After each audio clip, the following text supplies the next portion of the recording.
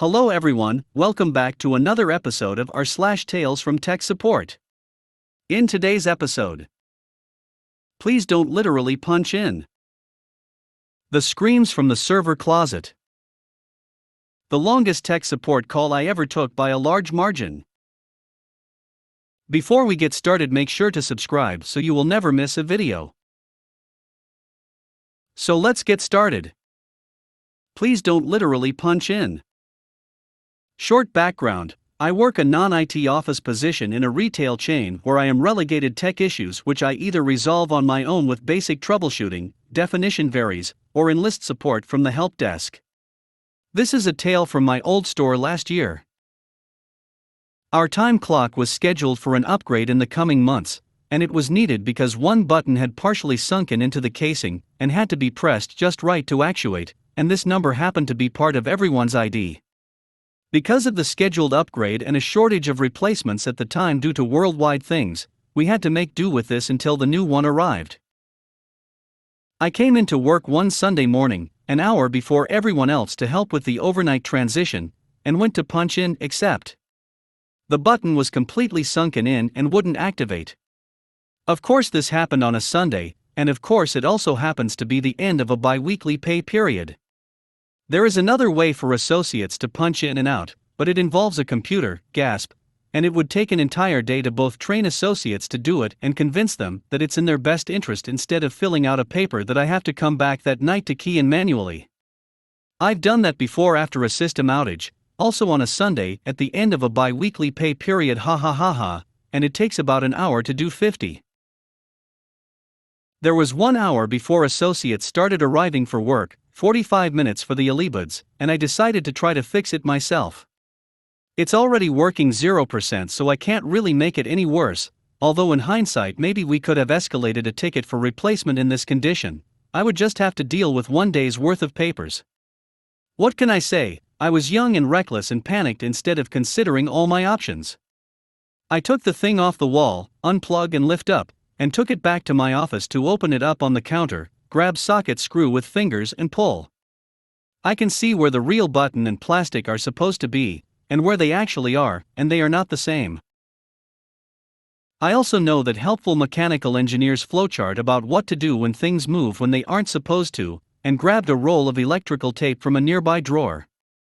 The circuit board was screwed down pretty intricately, and I couldn't completely remove it.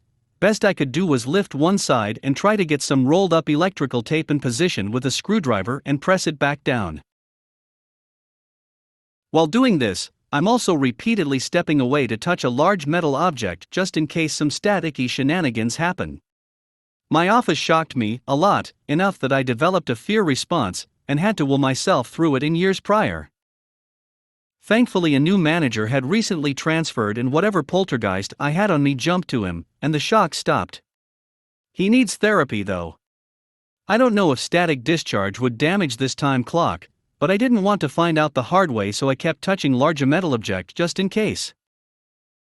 The surgery was a success and the time clock went back up on the wall before anyone else had even arrived, with a note for associates to press the buttons gently.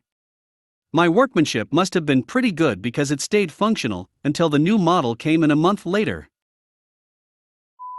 The screams from the server closet. Today, TFTS, I have a story of horror, of haunting wails from within the depths of a gas station. I recently was hired to work in the petrol industry doing tech support for a payment processing hardware manufacturer. I'm fresh out of training, but I have a lot of general IT/tech/NetSec background, so I hit the ground running once I got all of the proprietary learning done. Our stuff sits between the site's internet router and their payment processing network. We do everything from managing some aspects of the fuel pumps, the payments done at said pumps, inside point-of-sale machines, and the command servers that make them function. Call comes on the line, and I can immediately hear a shrill and shrieking noise. A woman is in the background telling customers that she can't process any orders that aren't cash because her computers are down. I introduce myself and we go through the steps where I pull up her site, verify some info, and then I ask what's going on. I already know what's going on, but I want her to say it because the callers often give much needed context without knowing it when they explain why they're calling. She says they had a power outage and everything was offline, but power is back on, and when it came back on, a shrill scream began to echo out of the back office's equipment closet. She is very concerned about the noise, and makes a joke about ghosts. I've long since determined the issue, but I don't know how to describe what an uninterruptible power supply looks like to a cashier when almost all of our equipment is boxy with lights on it. I eventually managed to get her to the UPS, and she says, "Oh, there's a button," and presses it before I can ask what she's seeing. The UPS reboots and the batteries begin to charge. The site comes online. The otherworldly screams stop. All is peace. I verify she can run a debit card transaction, and that all of the pumps are talking to the site's server. All good.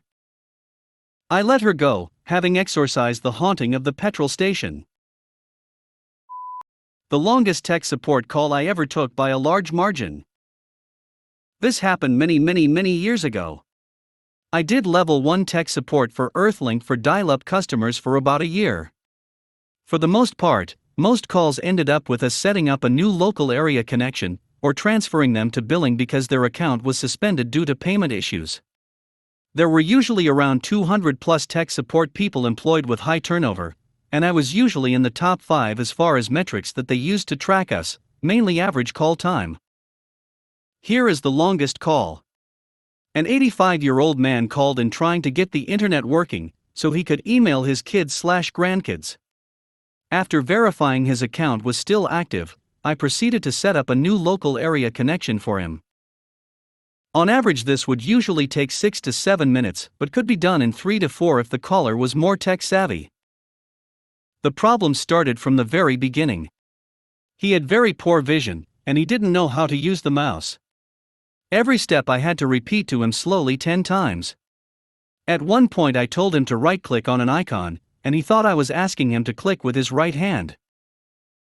After about an hour, my supervisor started listening in, which they did on occasion to audit us. Around hour mark 2, he walked by and patted me on the shoulder, and apologized and laughed at the same time. Shortly after, we finally got the connection set up. Usually this is where I could stop the call and tell him to hang up and then try to connect, but this guy was one of the 10% of people who actually had a second phone line installed in their house. If they had questions after getting connected, we were supposed to answer them. We got connected, and of course I had to tell him where his web browser was and where he could send his emails. In the end, it was a 2.5-hour call compared to my average of around 6 minutes.